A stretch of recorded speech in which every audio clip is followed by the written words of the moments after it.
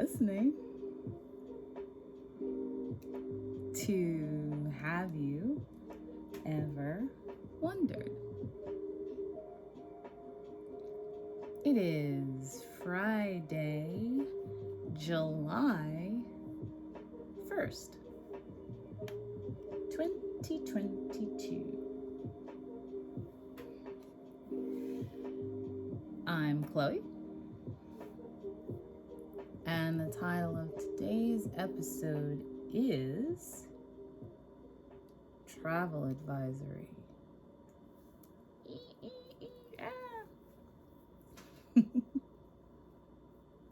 Today I'm doing a bit of a public service announcement.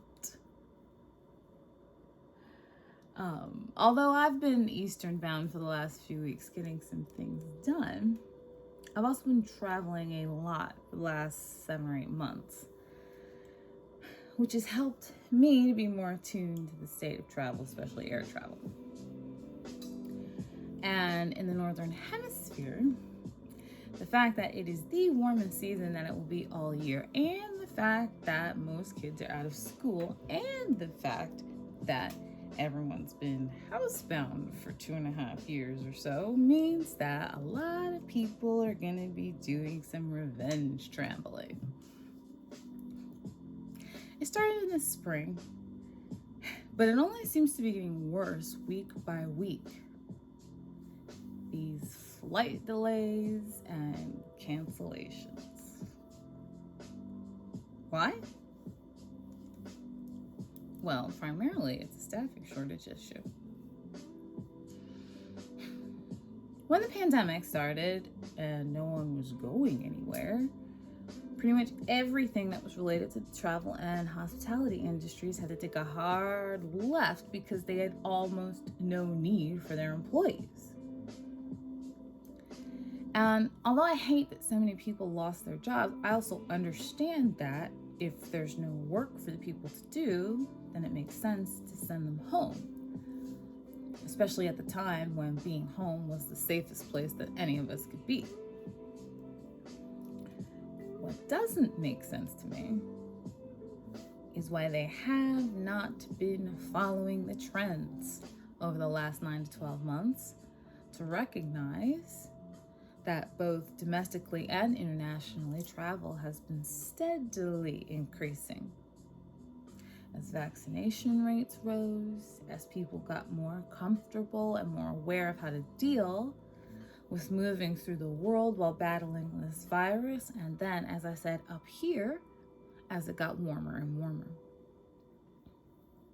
And then I remembered capitalistic greed. Remember that guy? See, all the companies that laid off workers or furloughed workers or lowered the salaries of workers realized, oh hey, payroll takes a pretty big chunk out of our profit margin.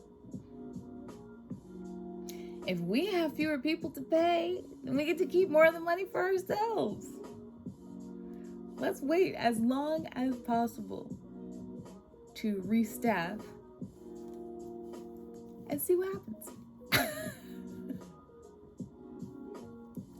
Now, if you own like a retail store or a restaurant and you sell clothes or shoes or kitchen items or food, and you recognize one day, yikes, I have a staffing shortage, you can take a couple weeks or a month, advertise for employees, train them up pretty quick, and be back in your normal pre-pandemic flow. But the aviation industry has jobs that are detailed, challenging, in some cases require highly skilled workers like pilots, require special security clearances, background checks, are incredibly stressful at times, and on top of all that, are not exceptionally well paid. What that means is that the group of people that they had working with them before all of this started, they were really privileged to have. And they should have done more to keep them. But now that those people are gone, probably to less stressful and better paying jobs, they're having trouble getting people back to work with them.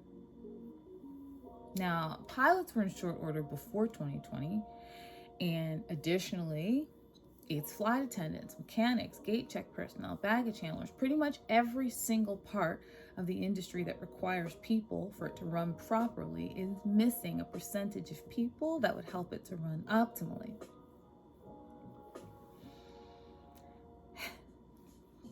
Now, if you think about it, all those issues make unfortunate sense here in the bastion of capitalism where cash is king.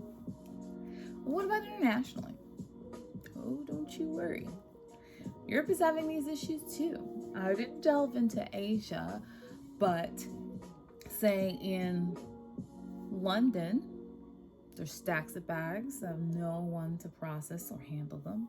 In Amsterdam, they've been asking people not to get to the airport any earlier than 4 hours because they don't have enough resources for all the people who have been passing through the airport, to the point where they've had to cancel inbound flights at times. And all across Germany, they've essentially resigned themselves to the fact that the likelihood of these situations improving before the winter is relatively low. Alas, what does that mean for you and me? It means that there are fewer flights to fewer places, and the flights that are still going have a higher chance of running late or not running at all. All the while, there are more passengers than anyone at any of these airlines or airports has seen in years.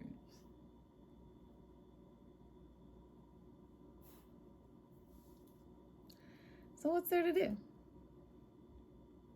Well, there's two types of travel, right? There's the kind of travel where you have to be at a specific place at a certain time, and that is the reason why you are traveling. And then there's the other kind where it would be nice if you got to your destination on time, but if you're late, it's not that big a deal.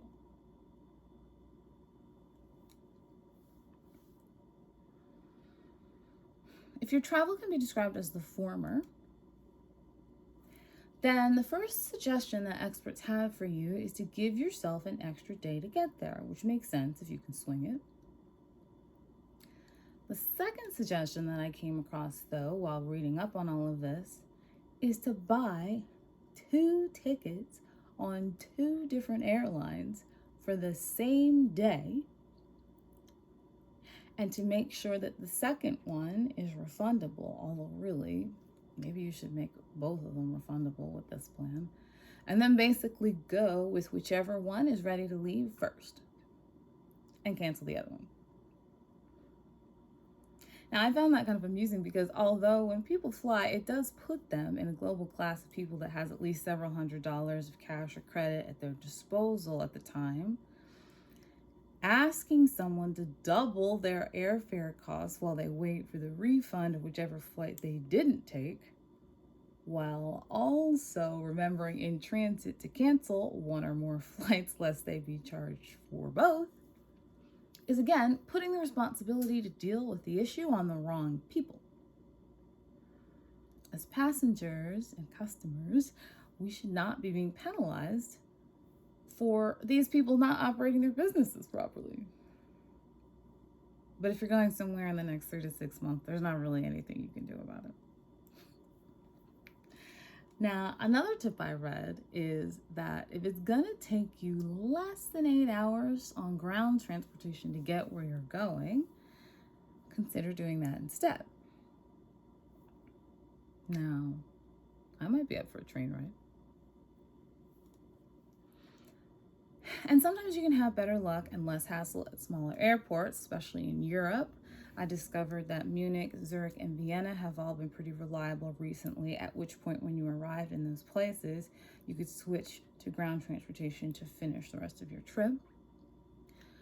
This would also work choosing a different airport In the US, if you're dealing with, say, weather-related delays, which happen here all the time, so if your airport originally that you plan for is going through it, then you could potentially ground transportation yourself to a nearby city or ask the airline if they can reroute your connection to someplace less volatile.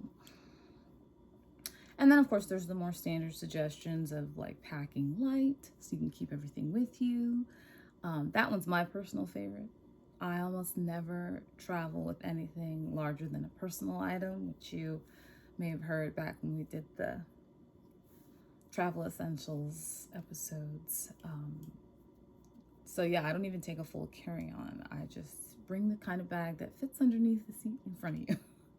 But I know that's not an option for everyone. So there's also things like, booking direct flights. And a lot of people say get the earliest flight in the day that works with your schedule. So that not only do you have less of a chance of a delay, but you have more time to correct a delay if it happens. But honestly, I would recommend those things all the time, not just when we're in a massive global staffing shortage. Unfortunately, you are going to experience some cancellations. It's happened to me. It's happened to us all. And if that happens, domestically or internationally, there's a good chance that you can eventually get a refund from the airline. You can either wait for them to rebook you or on one of their flights, or you can just book with someone else and pay to keep on going. But if your flight is delayed, you're kind of screwed. I had that happen not too long ago, where I had an early evening flight to Las Vegas and I had to be there at a certain time. But my flight was delayed an hour at the gate and then another 2 hours on the tarmac, so that by the time we actually took off, there was no chance that I was going to get there in time for either of the things that I had planned. It was really annoying. I mean, I didn't die or anything, but good gracious. I have a tight schedule though, and I'm pretty busy, so I didn't have the time to build an extra day into my plans. I'll just have to make another trip back to Vegas later. If you have plans to be in the air anytime soon, I think one of the primary things that you got to keep in mind is that there's a good chance that it's going to cost more than you think it will when you plan the trip. So if you can keep a bit of a cushion on your credit card or in your bank account, that'll allow you to deal with the issue in the moment and then wait for your refunds or reimbursements or whatever later. But at least you'll have a better chance of getting to where you're going in a time that's similar to when you originally intended to get there. All that said, in human history, we're probably the greatest generation of travelers that the world has ever seen, meaning we have more opportunity to visit and interact with places and people around the world because of how accessible the far reaches of the globe have become since we developed all the different modes of transportation that we have at our disposal. And I'm like, what a privilege. I do not take it for granted. Avail yourself of it. Save a little extra money. Plan ahead, pack light, stay safe, dive in. But also, be patient and kind with the employees. Assume that they're already having a challenging day and choose to be the interaction that makes their day better, not worse.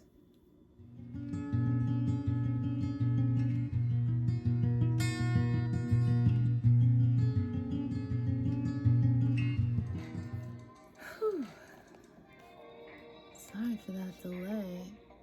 Like I said, there's always something with live.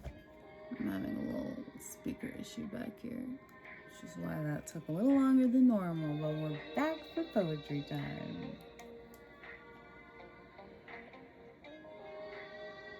Now, here in the US, we are rapidly heading into Independence Day weekend, and I chose a poem that reflects that. It is by June Jordan, and it's called Democracy Poem Number 1.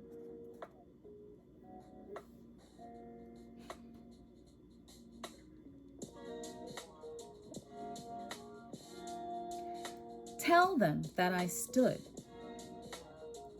in line, and I waited, and I waited like everybody else.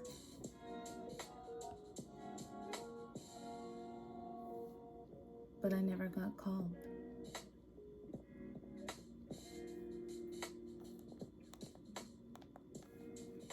And I keep that scrap of paper in my pocket, just in case.